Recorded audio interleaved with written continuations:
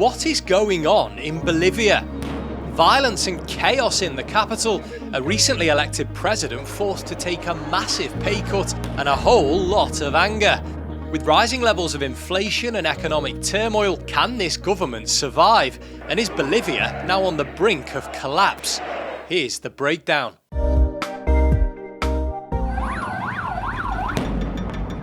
When President Rodrigo Paz was elected last year, it ended 2 decades of left-wing socialist rule. The more conservative Paz promised change.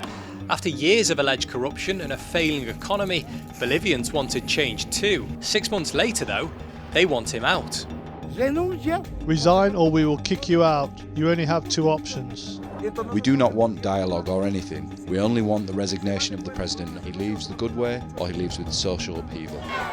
Nearly 40% of the country's population are indigenous people who've lived in the region for thousands of years. And while represented in government under the previous leaders, they've now been replaced by business leaders and Bolivia's elite. The president must resign for his incapacity to govern for all Bolivians. The president only governs for one sector, an elite. Close ties to the US and Israel, as well as unpopular economic policies, have all increased the pressure on President Paz, who this week halved his own salary. I want to inform you that this president, together with his ministers, has taken the decision as part of the effort and commitment to the country to lower his salary by 50%. The government has accused drug traffickers of funding the protests and roadblocks that have restricted supplies of food and fuel, although there's little evidence to support that claim. There's no shortage of anger, though, spilling out onto the streets of Bolivia. Remember, these protests have been going on for weeks. But why is there so much anger? Where did it all come from?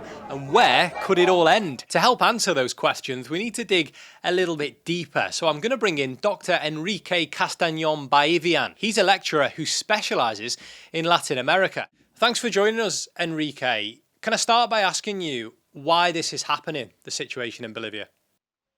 Yes, thanks for having me. Well, we need some context to understand what is happening. Paz Pereira got into power precisely because of the votes of the people that are demonstrating today.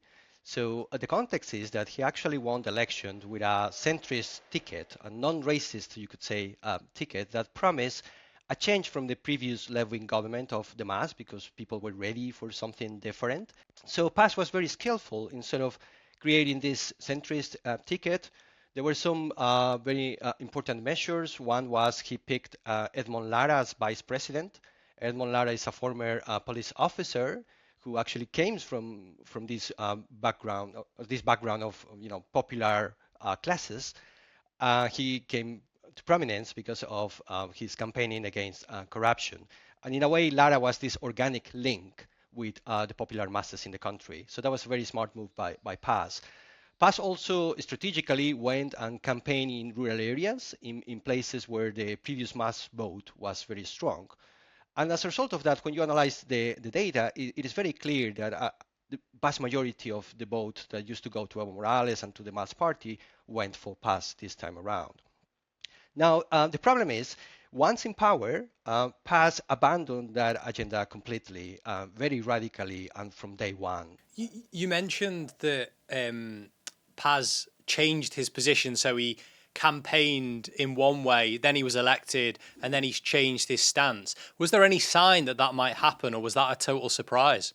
I'm not exaggerating. It was day one kind of shift. And was it sort of completely different? So it was literally, he was saying one thing one day, and then the next day he gets elected, and it's totally opposite. Yeah. In terms of the discourse, pretty much, because the discourse was, here's an option, it's a centrist option, we're not going to privatize things, we're not going to sell out the country as others would do, we're going to sort of remain faithful to the interests of the majorities, and that was completely the opposite. But in a way, and it's a good question, I think we have to understand that Paz himself is a member of the traditional political elite. His advantage to be perceived as some sort of kind of different is that he belongs to a new generation. But his father was a former president during the neoliberal times in the country. So he's clearly from that background. And of course, we were skeptical that he would actually pursue a more sort of popular agenda, but myself and I think others didn't expect the shift to be so quick, and for him, for example, to cut ties with the vice president politically was a very major mistake. Would you say that he is selling the country out? I would say he's attempting to. Of course, Paz is trying to position himself very close to Trump, Milei, and the far right in the region. So it is part of that trend that sort of is presenting the country as a place where corporations can come and take resources, and of course, with the liberal argument that this will eventually work out for the country. But Bolivia is a place where resource nationalism is very strong historically. Governments have been eradicated because of this sentiment. So to some extent, the grotesque way and that Paz tried to impose this, it was very surprising and not very smart politically. Do you think the attempt to align himself with Donald Trump has been quite deliberate? I think so, from the signs. Even when he was president-elect, he went to the US and started to sort of very openly present that narrative. He, for example, reestablished relations with Israel in sort of to sort of just give a notch to Trump. So this was an open thing, and also at odds with the sentiments of the majority of the Bolivian people. Can you give us a sense of how bad the economy is at the moment in Bolivia? We've seen some reports of inflation at 20%. Yeah, the economy is very bad, and it's an ongoing crisis. Yes, inflation is a two-digit inflation. There is scarcity of fuel and also US dollars. Those are sort of the main issues. With the eradication of the fossil fuels, there was a little bit of room in terms of the country's finances, but really not to the extent to stabilize the whole system. So the crisis remains. It is very serious, and I would say that it's also surprising that social movements have managed to sustain this protest for so long, even though the situation on the ground is extremely difficult for people. We know that the indigenous population in Bolivia has historically played a big role in its constitution. How has that changed? Yeah, it is a good question. I mean, indigenous people and people that self-identify as indigenous remains a very important actor in the country. A major change in the country's politics was the foundation, if you want, of what we call the plurinational state, right? This idea that the state needs to recognize the different nations in the territory. So I think one of the mistakes of Paz is that he bought the sort of oligarchy narrative that the defeat of the mass meant that you can revert and go back to the previous republican state and sort of just disregard what has happened over the last 20 years. That was a major miscalculation because the sentiment towards the plurinational state is pretty much there, strong. It's not going to change. A government that doesn't understand that is a change for good is just destined to failure. So the sentiment is pretty much there. I would also say that people expect the state to have this sort of contract between the state and society. So the state needs to play a role, needs to guarantee some basic necessities. So a very clear veer towards neoliberalization, again, in which the state is the problem. You have to reduce the state. That is not going to happen. Is in the political imaginary, people pretty much still highlight that the state should be an important actor, and it should be a plurinational state that recognizes the diversity in the country. Is it true that flags associated with indigenous people have been burned? Yes, I mean, that is true. That was the case in the previous crisis that we had with Janine Áñez, and sort of reflected these historical racist tensions that we have in Bolivia. So that is the background. There is a dispute. It's a class dispute, but it's also a dispute that often gets racialized. Paz, though, was a bit more careful in that regard, unlike Áñez, a previous president, and sort of did not openly reject the huipala, which is the sort of this indigenous flag, but actually tried to sort of not included, but just to keep it there. He, for example, changed some of the seals of the government, but still would use the Wipala, this flag, from time to time to sort of contain that anger. But for sure, behind this protest and people supporting the government, there is a lot of racism. We've seen that the government blames drug traffickers and political opponents for trying to overthrow the president. How much truth is there to that, do you think? Yeah, the first strategy to deal with the protest was precisely that, right? To blame these mainly to Evo Morales and to say that it's just, drug trafficking, putting some money so that they want to retain control. But it is a very, very thin argument. I don't think people certainly don't believe it. I don't think even right-wing people, people that would support Paz believe that this is a convincing narrative.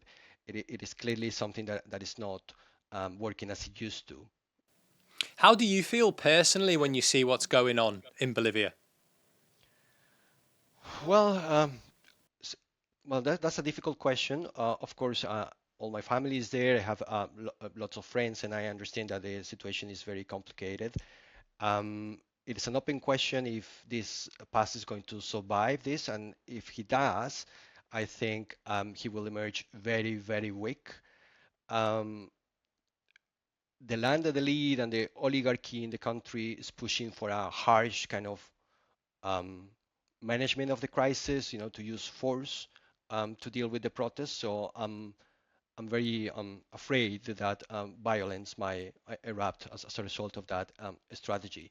But if Paz would do that, that could actually just increase the likelihood of his government being expelled by people, because that is what has happened.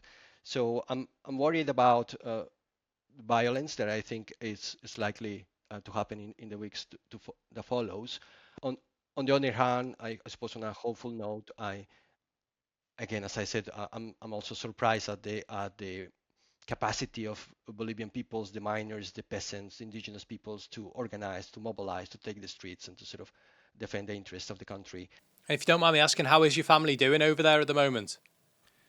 They are doing fine, all things considered.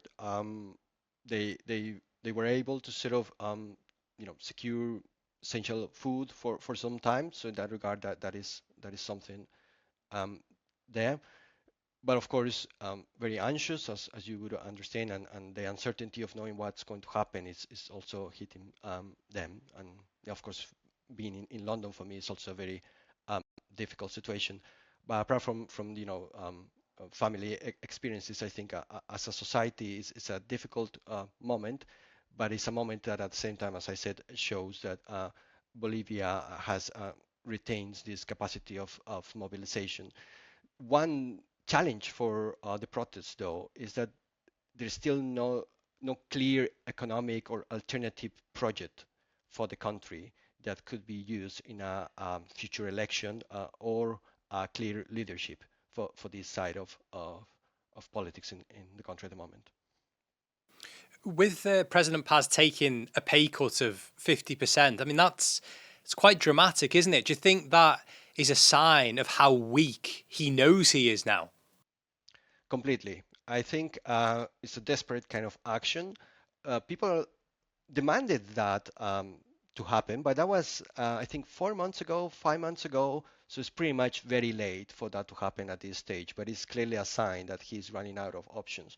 One thing that you could say, I mean, of Paz is that he didn't resort so quickly to use force, the military, as others would have done. And the landed elite and the oligarchy are constantly demanding in the media openly to use force. And if people are going to die as a result, so be it. It's very, very striking the way they sort of portrayed that. And Paz has resisted those calls so far. But there are worrying signs that might be the next step, given that he has failed in sort of presenting this narrative that blamed Evo Morales, or he has failed to divide the movements. There were some reports that some planes arrived from Argentina and Chile, where other far-right governments are in place, Milei in Argentina and Cast in Chile. So it was not clear what those planes brought to the country. There was no transparency about it. So it is it might be that he's planning to concede to the oligarchy and the land elite and be more forceful in dealing with the protests. But it is far from clear that he would actually be successful if he were to do so. How concerned do you think we should be about the humanitarian crisis developing in Bolivia? Very much. I think the situation is very difficult. Ordinary people are going through not only this crisis, the latest one, but it's years. So the cumulative effect has been eroding a lot of the progress that we have been making in terms of living standards. So poverty is obviously expected to rise significantly. The protests, of course, disrupt not only commerce, but also there are issues in terms of access to health and education. So if Paz goes for this more violent route, then the humanitarian situation would worsen, and I think would require the support of the international community. Yeah. We've talked about how weak Paz's situation is. Do you think there's any way he can recover from this? The window is closing very fast.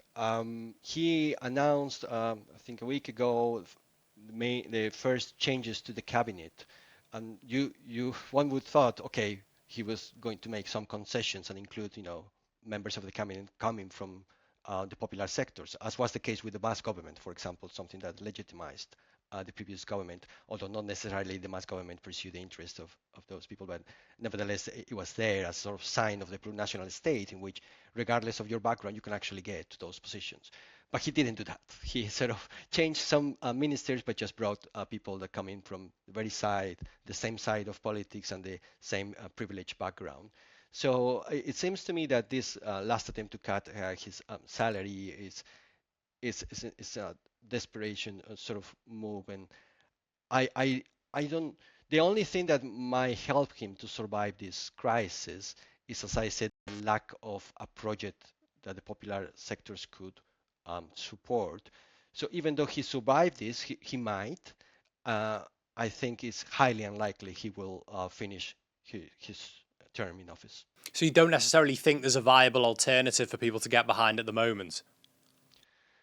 Not at the moment, and that is a major problem because it is clear that people are simply not going to back the other candidates that were available. Those, of course, are trying to position themselves, but again, trying to sort of say that you need a strong man to deal with this, and that fundamentally misreads Bolivia. So one of the things of the political elite in Bolivia, and I would say in Latin America more broadly, is that these people, they want to govern countries they don't understand. They have no idea how the country operates. Of course, they kind of don't know how much you pay for a bus ticket, things like that, right? And because of that ignorance, they are unable to build a project that could sustain their power in the midterm, in the long term. So, and in terms of a representative of the popular masses, there are a few figures, a senator that is sort of trying to capture that attention, but nothing still mature enough to represent an option. But again, as with this protest, you should not disregard the capacity of people to find ways in Bolivia. Okay, Enrique, thanks very much for the insight, and I wish your family all the best. Thank you, Andrew. Thank you for having me. Thank you. That's the breakdown. Thanks for watching. See you next time.